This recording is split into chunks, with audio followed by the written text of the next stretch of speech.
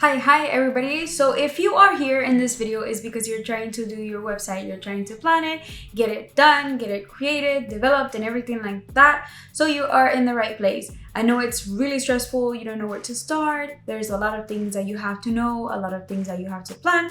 So I want to be your guide in planning your website. My name is Ivanska and I basically design and develop websites all the time. So I want to be helpful to you. The first thing you need to know is that starting out is actually the hardest because it takes a lot of time and it takes a lot of motivation to actually start out. So you are already here, so you've already done the first step. I want you to grab a piece of paper and pen and start jotting down the answers to some of the questions that I will be asking.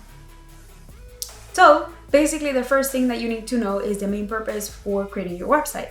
Are you trying to sell products? Are you trying to get booked? Are you trying to create brand awareness for a new business, an existing business? What is the actual main purpose? After that, I want you to think about your business goals, your goals in general, because we're gonna use that to implement it on the website itself. So pretty much if you are already having a social media presence and then you want to have a link so that people can click and go to your website, and that way people can learn more about your products and services and then be able to book you there. That is a goal on itself, and we can put a button on the CTA, like the call to action button will pretty much be book my services, for example. So we want to be as precise as possible. We can also include numbers as far as your goals. That would be really great. And that's pretty much it. So what are your business goals?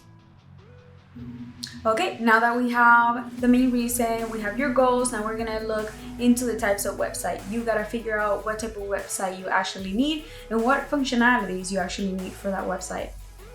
So the type of websites that there are usually, some common ones are e-commerce websites, business websites, blog, event websites, portfolio, personal website, and membership websites. So it's pretty easy to know what you need, what type of website you're gonna have to create, because it depends on what you need. So let's say, for example, e-commerce website is if you're selling anything. So if you have a shop, a boutique, anything like that, that you're pretty much selling any products, you're gonna need an e-commerce website. For business website, it's just for marketing purposes, marketing your website. Blog website would be for delivering content, having SEO, being searchable and everything like that. Event website would be where you have tickets and you want to sell them to your customers. So I would say a convention, it could be online, in person, a con, anything like that. Portfolio website would be anywhere where you have to showcase your work or to get hired. Pretty much anything in the creative field, I would say, or anything that needs to show, again, portfolio. So personal website is any website that you want to do on your own. Sometimes people do to share about themselves. It could be like a personal/blog website. And you also have memberships where you want to build communities and have everybody basically get together there. Okay, it's okay if you originally don't know what you want. We can also do a morph of different types of websites that there are, but the important thing is to think about it because you're gonna know what functionalities you're actually gonna need. So functionalities is basically anything that's on your website, can be embedded, redirected, or basically anything that is a tool that does a function on your website. So some of the common ones that I usually use are appointment booking tools, or also called systems, e-commerce, membership platforms, automations, or anything like that that just brings a function to your website. Those are some of the common ones that I actually use for some of my customers. But I actually don't recommend everything for everybody. I don't want you to like start piling up different functionalities. That's really not the goal here, because you're gonna rank up in expenses, and pretty much it's gonna be through the roof to keep up your business, especially if you're starting out. Don't try to get all the tools. Not everything is going to function for your specific business. We want to make sure that we know exactly what it is. So for an example, if you are a hairdresser or a barber, a yoga studio, anywhere where you need to basically book appointments, then you would use an appointment booking tool. I've also used an appointment booking tool, and I do like graphic design, web design. Pretty much I basically use it for intro calls with my clients and anything like that. For e-commerce, like I said, if you're selling any type of products, memberships, if you're trying to create a community, you have a membership platform. It don't really depends on what exactly you need, but yeah, don't try to get everything. If you really don't know what functionalities you need, just leave me a comment below and I'll happily be able to help you, depending on the type of business that you have. Okay, and finally, and I would say most importantly, we want to make sure that we know your audience. We cater this website for your audience.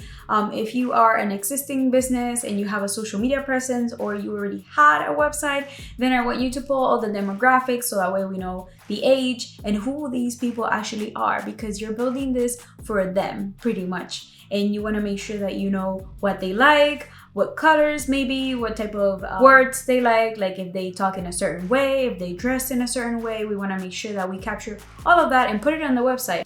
If you are starting out your business from scratch and you're starting this website, you have nothing, you don't have social media presence or anything like that, then I want you to start planning for your target audience. So your target audience is that person, basically somebody that you're gonna try to target pretty much.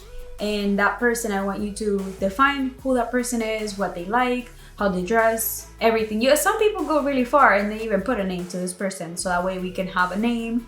I actually do that sometimes. But anyways, pretty much you would even have a name for that person, so that way you know, oh, we're making this for Katie, pretty much. And so that way we're making sure that we're building this website for that person and what they exactly like, the colors they like, how they talk, how they like to be talked. That also depends on the person. And but yeah, I would pretty much stick with the target audience and what you would want to attract for your product and service. Okay, so these are some of the things that you need to know in theory about your website so you can start planning it. Next, on the next video, we have 2 more videos. We're pretty much going to talk about more of the technical stuff, which is the cool stuff that everybody wants to know. We're going to start talking about what exactly you need to build your website, such as copyright, which is the words on your website. We're going to talk about what content, what kind of photos, videos, and everything like that. We're going to talk about website inspiration and website platforms and everything else that you will need. If you like this episode, stick around for the next one, and I shall see you later. Bye.